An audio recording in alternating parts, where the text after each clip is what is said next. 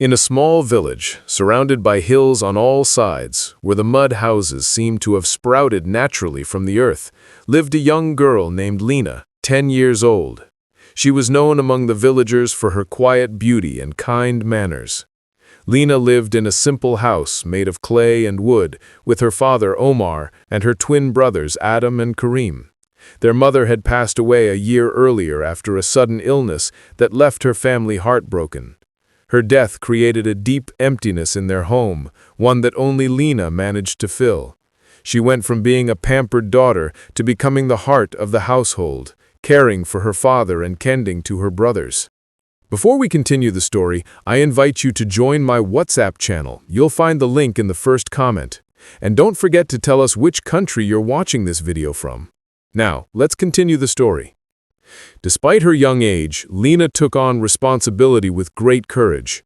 Every morning before dawn, she would wake up, light the stove, bake bread, wash the dishes and clothes, sweep the floor, and dust the corners of their small home. Then she would prepare breakfast for her father and brothers. She often stayed awake until midnight, making sure everything in the house was in order.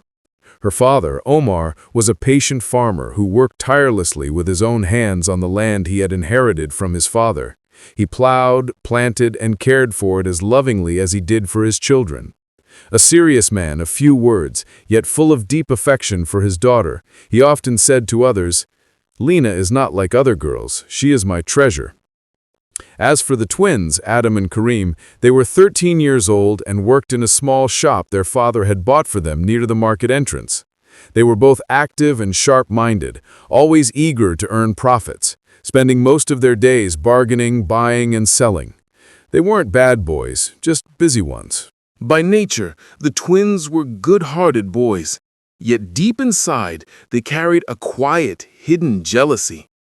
A jealousy born from the special treatment their sister Lena received, the tenderness their father Omar showed her while offering them only a few short, harsh words, no matter what they did.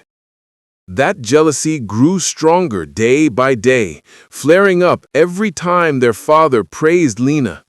Each compliment he gave her was like fuel poured onto the fire burning in their hearts. Many times, one of them would try to scold Lena or raise his voice at her, but their father would immediately glare at them with his sharp eyes and say, "Lower your voice.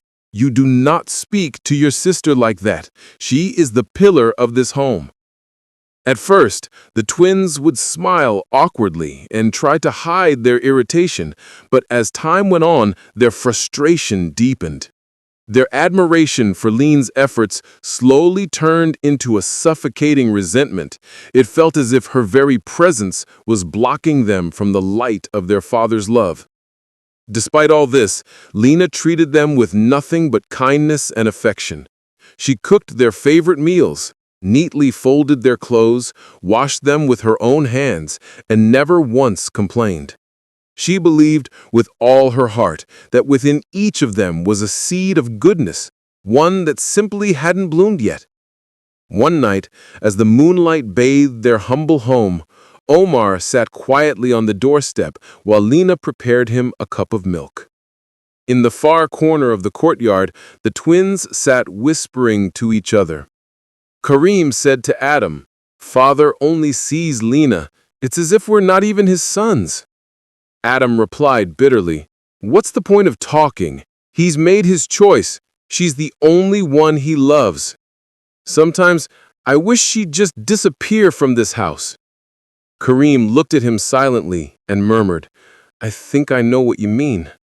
Those words drifted between them like a cold wind, unheard by anyone but heavy with dark meaning.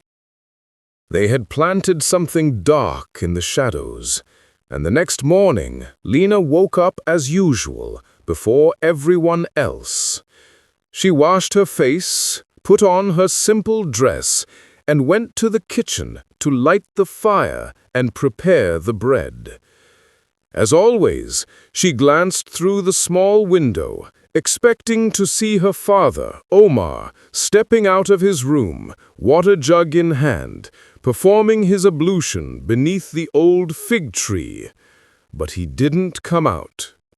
She waited a little longer, then softly called, "Father." No answer. Her heart began to pound. She walked quietly toward his room, knocked gently. Still no response. She pushed the door open slowly. Omar was lying on his side, his face calm, as if lost in a pleasant dream. She whispered his name again. Nothing. Her hands trembled as she reached out to touch his wrist. No pulse, no breath, no movement. A scream tore through the house, raw and full of pain. The twins rushed in from outside and found their father motionless, while Lena sobbed uncontrollably, clutching his hand. Adam sank to the floor, his face pale as death, while Kareem stumbled to the door, shouting for help. The villagers came running. They carried Omar's body out, prayed over him, and buried him at the edge of the field he had tended with love every morning. Omar had been beloved by all, a good man, a kind father, a soul whose presence filled every heart around him. When they returned home after the funeral, the house felt empty, cold, as though its very spirit had departed. Lena sat in the corner, hugging her father's pillow, breathing in his scent, and tears streaming down her cheeks. The twins sat across from each other in silence, unable to speak a word. Grief hung heavy in the air. One by one, the mourners left, until only the three of them remained. Then came a knock at the door. Kareem rose slowly and opened it. There stood an old man, his white beard gleaming in the dim light, a small leather bag slung over his shoulder. In a calm voice, the man said, "Peace be upon you, my son." "Peace be upon you too. Who are you?" Kareem asked. The old man replied softly, "I am an old friend of your father's. I came to fulfill a promise." He said, "A will he entrusted to me before he died." Then he reached into the bag, took out a folded sheet of paper, and handed it to Kareem. "This is your father's will," the old man said. "He gave it to me with his own hand months ago and told me, 'Don't deliver it until after my death. Keep safe what I leave for them.'" Kareem closed the door, and when he turned, he heard Adam ask, "Who is this man?" "He's a stranger. He gave me this paper. He says it's our father's will." Suddenly, Adam stood up and hurried toward Kareem. "Open it. Let's see what father wrote." Kareem unfolded the letter slowly. It was written in Omar's own familiar handwriting. He began to read aloud, and with every word, their faces changed, shock deepening on them more and more. The will read, "I, Omar, bequeath the land I inherited from my father to my daughter Lena, alone, without partner, for she served me and kept vigil for me, and she was my support in illness and weakness. As for the shop, it remains the right of Hazem and Khalid. Each of them shall have half." Kareem's voice faltered and dropped at the end of the reading, while Adam's face went dark with anger. Adam spoke in a strained voice. "The land to Lena? Is this our reward? We worked and toiled while she slept at home." Kareem, still staring at the paper, replied, "She did not sleep. She cooked, cleaned, and cared for father. He wrote this himself, no one else." Adam said, "It doesn't matter. We had plans. I was going to take the land, sell it, and buy a new shop. You would keep our current shop. We were about to start our lives, marriage, a house, everything." Kareem fell silent, then sat down on the floor, leaning against the wall. "I don't know what to say," he murmured. "It seems we have no right to object." Adam paced the courtyard like a lost wolf, slapping his palm against his hand. Then, in a low voice, carrying a hidden wickedness, he said, "We will not let this paper change our fate. We will not allow Lena to take what is rightfully ours. What I mean is, we must end the matter at its root, before the will spreads through the village, before it becomes official." Karim lifted his head, his eyes filled with hesitation. He asked, "And what do you want us to do?" Adam leaned close, bent down, and whispered malicious words. "We'll get rid of her without anyone knowing. If anyone asks, we'll say she grieved too much after father died and ran away." Karim stared at him for a long moment. The idea was monstrous, but now it had been spoken. He gave a silent nod. The next morning, Lena woke as usual, despite her grief. In front of her mirror, Lena brushed her hair in silence, then began tidying her small room, sighing without a sound. Everything reminded her of her father. The walls of the house, the scent of his clothes, his voice, the creak of his wooden chair. Suddenly, she heard Adam calling from the courtyard. "Lena, come here!" She went out to him. Adam said in a falsely gentle tone, "A man came last night and gave us a letter. Father wrote that we should all go to the field and work together for a while. It seems he wanted us to cooperate after his death." Lena looked at him with tired eyes and said softly, "As you wish. I can't think about anything right now." She didn't know that this step would mark the beginning of her end. The three siblings left together. The sun had not yet risen high, and the village was still quiet. They walked along the dusty path until they neared the distant land their father Omar had left behind, a wide field surrounded by trees on one side and rugged hills on the other. When they arrived, Lena walked ahead of them, stepping gently into the middle of the land, breathing in the familiar scent of the soil her father had once tended with love. At that moment, Karim whispered to Adam, "What now?" Adam gave him a dark look, then bent down and picked up a thick wooden stick from the ground. He gripped it tightly and began walking quietly behind Lena.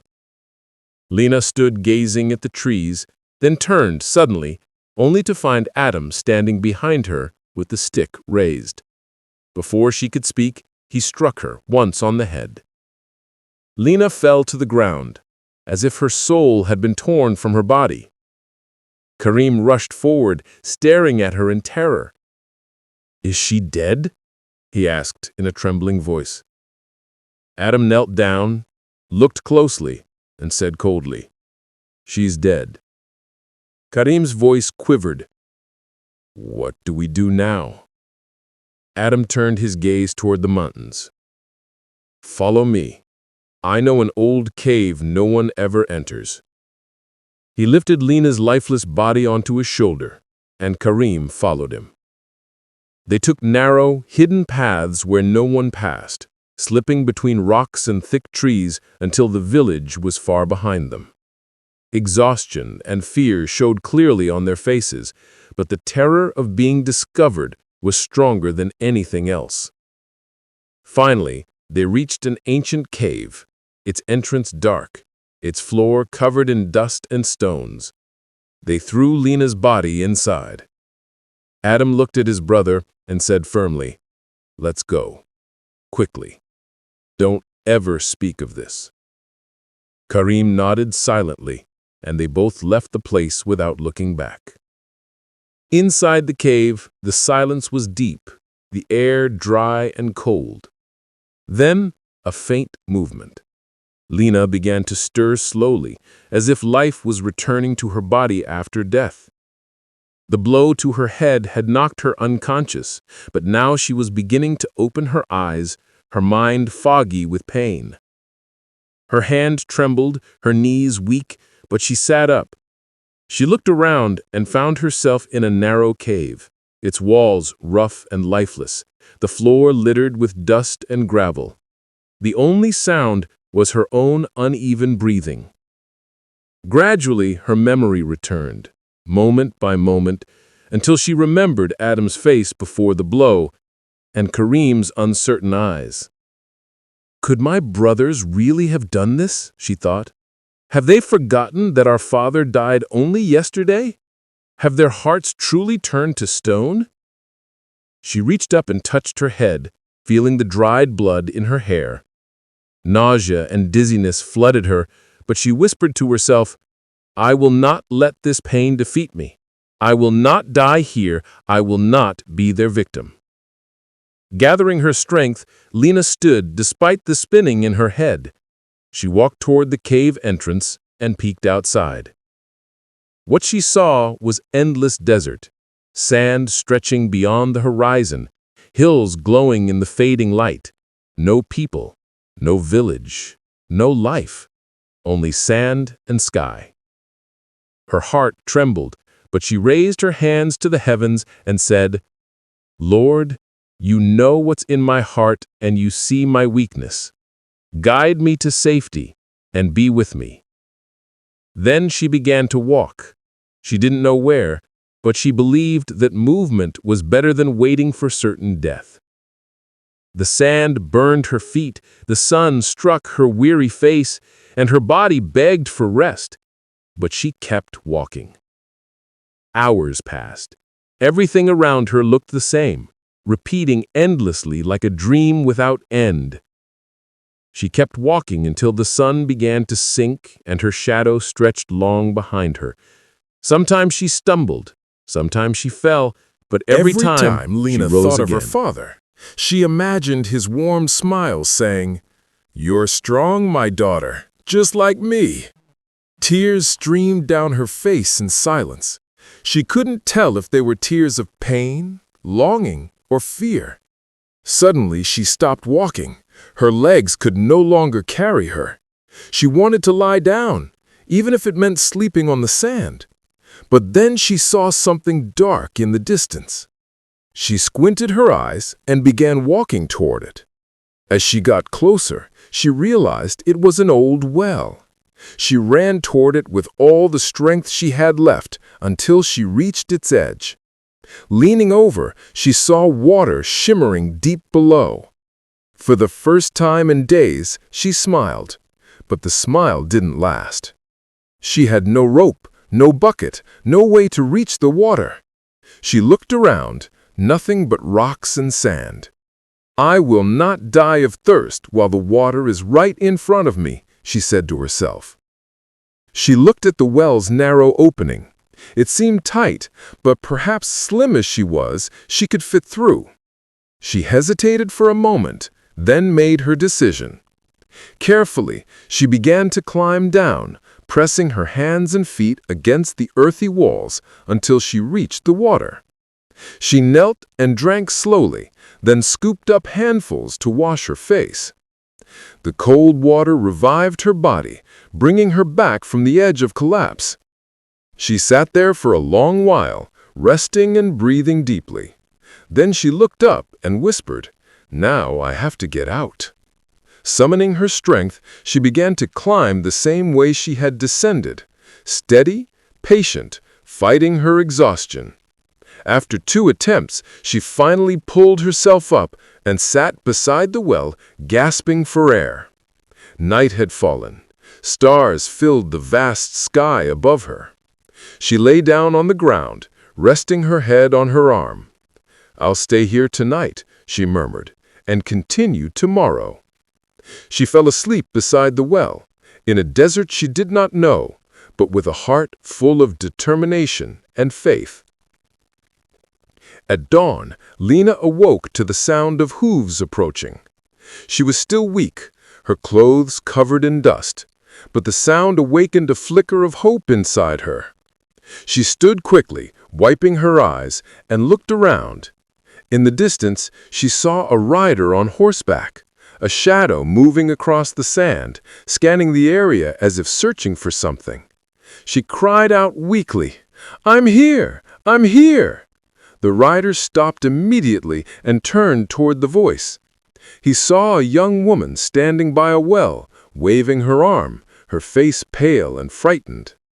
He hesitated for a moment, then urged his horse forward and approached cautiously, watching her closely. When he drew near, he spoke in a calm, deep voice. "Who are you, And what are you doing here, alone, in the middle of the desert?" Lena looked up at him, tears in her eyes. Her voice trembled as she said, "My brothers, they left me here after my father died. I don't know where to go. I'm just looking for a village, somewhere to live." He stared at her silently, his mind filled with doubt. The desert road was known for hunters and thieves, and he wondered if use was a trap. But there was something in her eyes, in her trembling voice and fragile posture that made him question his suspicion. She didn't look like a liar, nor someone skilled in deceit. She looked like an honest, kind, broken girl. At last, he said, "Get on behind me. I'm heading to the city of Marjan. It's not far from here." Lena thanked him sincerely and climbed on to the horse behind him. Her new journey began. The ride wasn't long, but long enough for her thoughts to wander. She watched the sands fade behind the horse's hooves, wondering how her life had changed so completely in a single day. She was afraid, but somehow, sitting behind this stranger who had rescued her, she felt safe. As they neared the city, the walls of Marjan appeared in the distance, tall and ornate, with towers gleaming under the sunlight. The city looked like something out of 1001 Nights, crowded markets, colorful stalls, and the hum of life everywhere. The man entered through the eastern gate, where the guards recognized him and allowed him to pass without question. They rode through busy streets filled with merchants, carts, and children running about. Lena looked around in awe. She had never seen a city before. Finally, the man stopped in a quiet alley, dismounted, and helped her down gently. "Thank you," Lena said with heartfelt gratitude. "I will never forget your kindness." He smiled and asked, "Where will you go now?" "I'll look for work," she replied softly. "Maybe someone will pay pity on me and give me shelter." He looked at her thoughtfully. He knew how dangerous large cities could be for a girl alone, how easily she could fall prey to greedy merchants or cruel men. Then he said, "If you're looking for work, I could use a good-hearted girl like you. I'm about to get married, and my mother is an old woman who needs someone to care for while I'm away. I need someone honest and She kind." knows how to behave, and she fears God. Lena looked at him, hesitated for a moment, then said softly, "I agree. As long as you are a good man and will allow me to serve your mother, I'll do it with all my heart." She rode the horse with Yusef once more, and their journey toward his home began. On the way, he started telling her about himself. "My name is Yusef. I trade perfumes and travel often.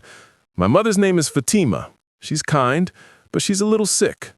She'll be very happy to have you." Lena smiled. "And my name is Lena. Don't worry, I'll take care of her as if she were my own mother." When they arrived, Yusef opened the door to a spacious, yet simple house that smelled wonderfully of perfume and wood. Inside sat an elderly woman on a wooden couch, knitting something with her hands. Yusef raised his voice gently and said, "Mother, I brought you a good girl to help you."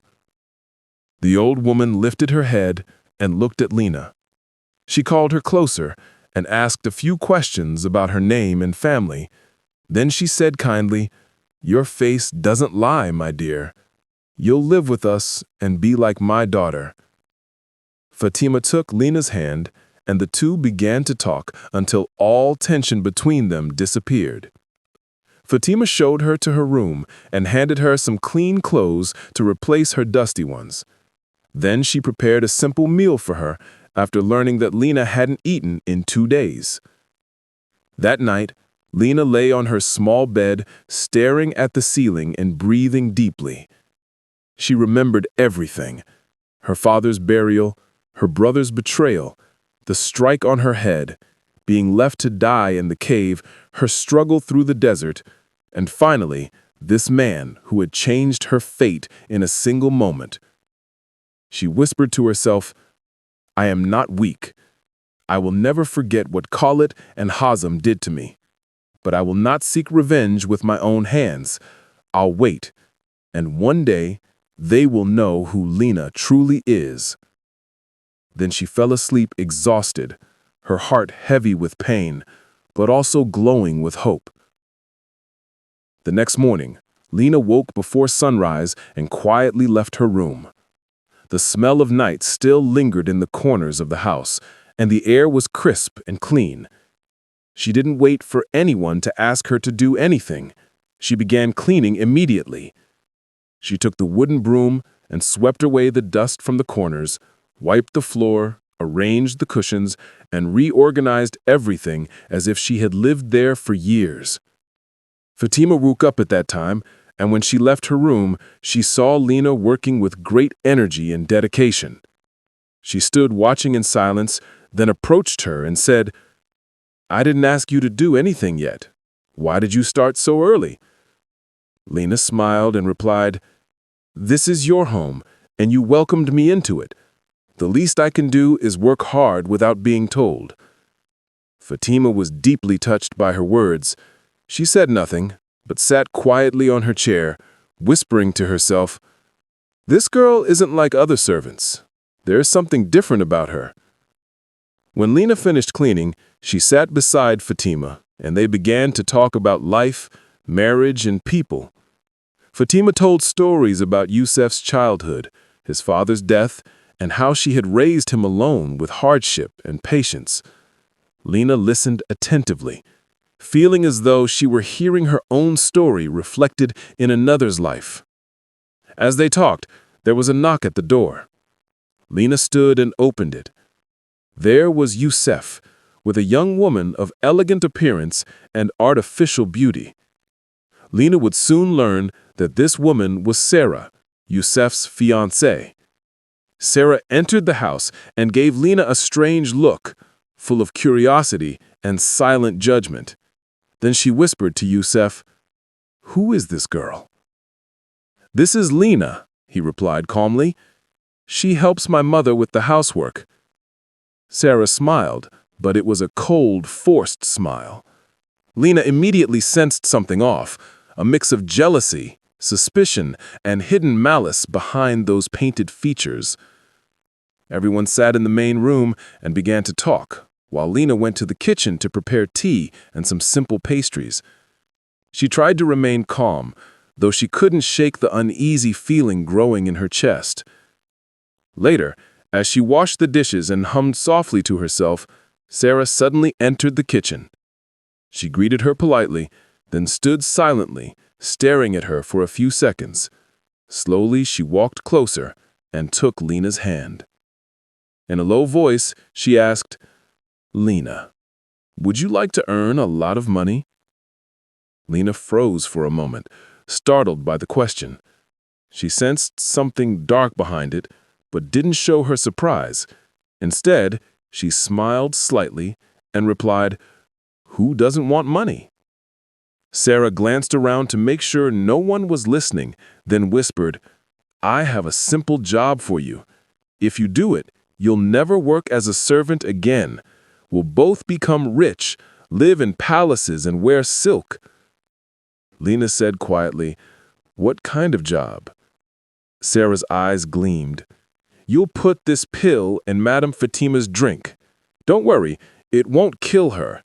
It will just make her sleep for hours. Then, at night, I'll return.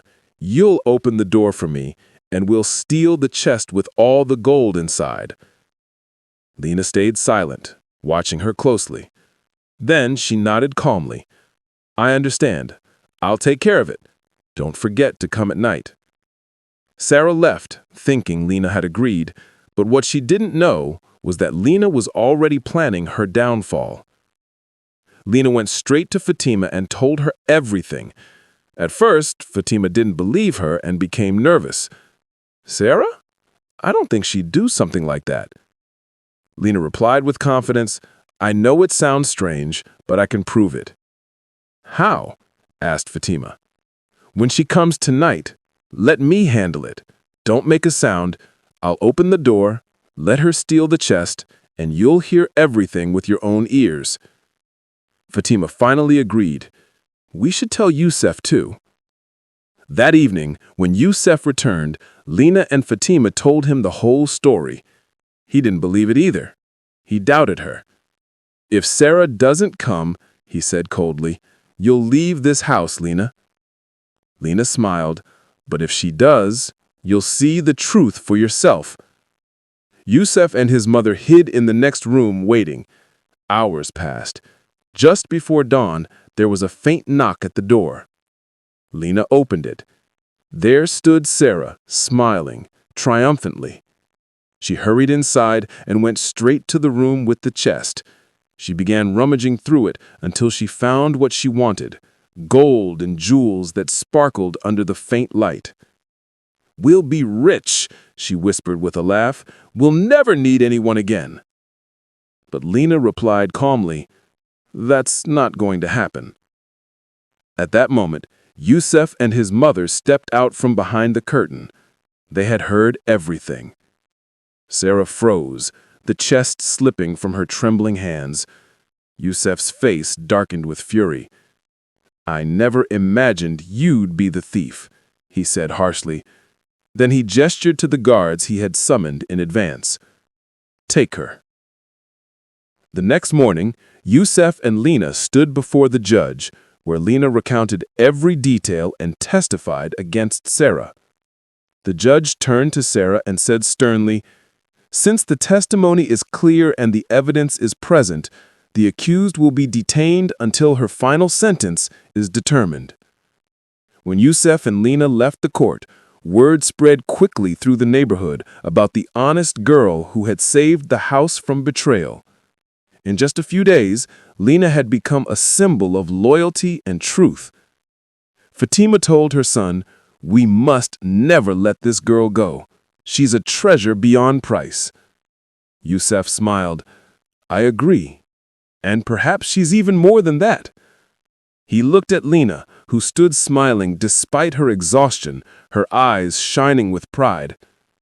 The next morning, Fatima sat peacefully in the courtyard, sipping her coffee as she gazed at the small trees in the garden. For the first time in years, she felt calm. Yusef joined her, sitting quietly by her side. His face was calm, but his eyes were full of thought. She looked at him knowingly and said, You've grown up, my son. It's time for you to settle down. He smiled. I am settled, mother. I have my work, my home, and you by my side. She shook her head gently, smiling. No, my son, true stability isn't in houses or work. It's in the heart, and I believe your heart has found someone who deserves it. He looked at her in surprise. Who do you mean? She, with confidence and tenderness, said, Lena. Yusef was silent for a long moment. Then his eyes softened with a love he could no longer hide. He said quietly, She's the one who deserves it, mother. That girl didn't just save our home from theft. She restored my faith